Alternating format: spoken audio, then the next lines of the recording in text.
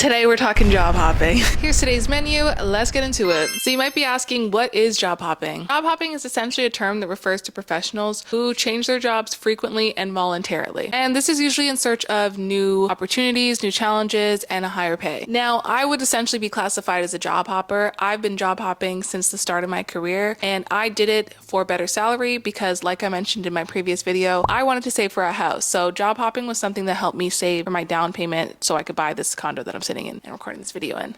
So now that you know what job hopping is, I'm gonna paint a picture of the job hopping cycle for you guys. First things first, you got a job. Awesome.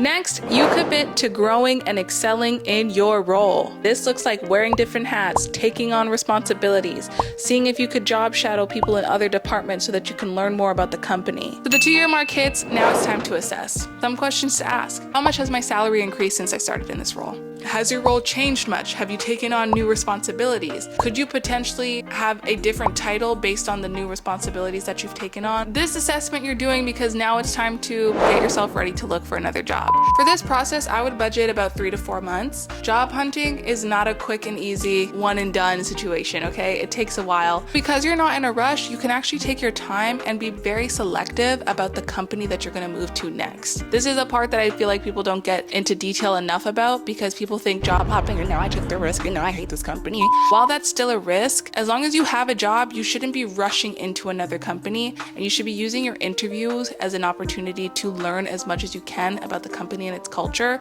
so that you don't feel like you're shocked when you finally land in your role. So at this point, you're gonna assess what you want. When it comes to the job itself, are you looking for work from home? Figure out what the new role is that you're looking for, what the market value is for that role, and if that salary is enough for you to make a jump for. And finally, you've interviewed, and you've interviewed again. You finally got the job offer, you signed a contract, you pop some champagne. Oh, I hated that song. As a job hopper, I follow 3 simple rules. First rule is, do not leave a job unless you've been there, I'm talking at least 1.5 years. 1.5 years is really cutting it close though. 2 to 2.5, perfect sweet spot. Someone whose resume looks like 8 months at this job, 6 months at this job, 11 months at this job, 1 year at this job, doesn't look like a good candidate. When I see someone's working somewhere for 2.5 years and then they went to another role, all that I see and assess is great. They passed their probation, they stayed well enough into the role to really learn the role and excel. And now they're probably at a stage in their career where they've hit their max, maybe there's no growth opportunities, and they're looking for that somewhere else.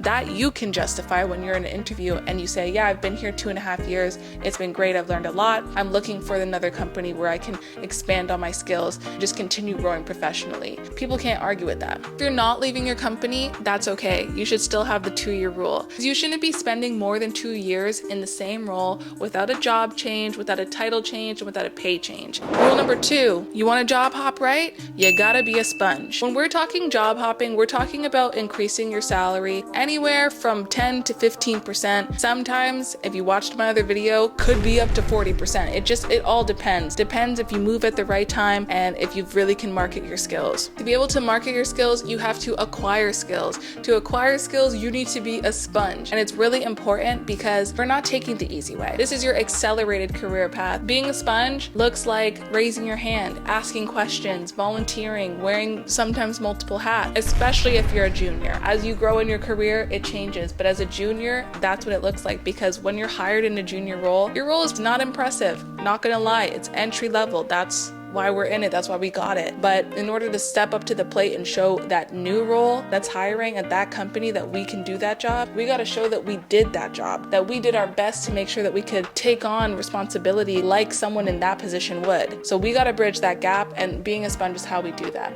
And rule number 3, whatever resume you have right now, let me upgrade. You gotta upgrade your resume.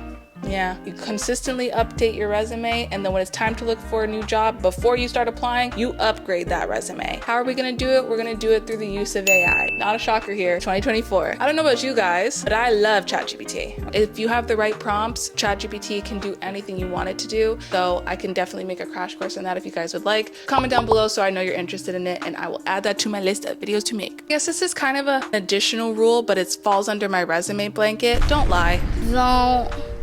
Don't do it. People hear I'm using AI to upgrade my resume and they think, yeah, let me just get ChatGPT to say outlandish things that I've never done before because now my resume looks so good and I'm gonna land a CEO job. Don't do it. Recruiting community is honestly a lot smaller than you think. HR people job hop more than we do. So when they go from company to another company and they see your name pop up on a resume, they're gonna remember that time you were bold-faced lying about things that you had never done before. Don't use AI to lie on your resume, just use AI to articulate the experience that you have. But I feel bad. Honestly, I get it. I did too. Job hopping for some reason feels like societal treason. It never feels good, you always feel guilty. But if you're feeling guilty, let me just show you this.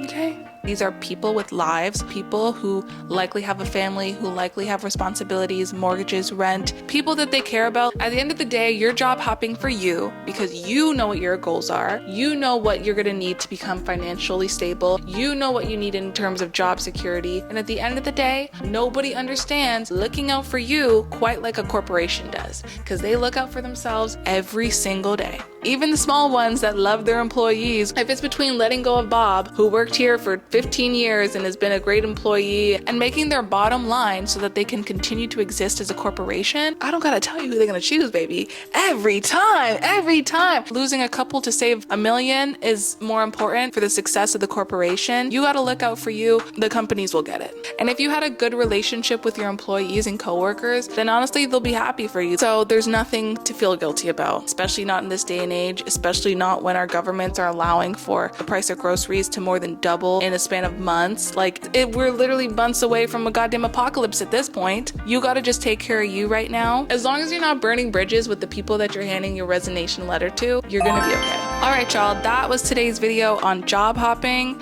I hope you found the video informative and let me know if you guys have job hopped in your career or if you're planning on doing it now that you've watched the video. But yeah, from one job hopper to potentially another, I will see you at the top, baby. Oh my god. That felt corny. All right, love you. Bye.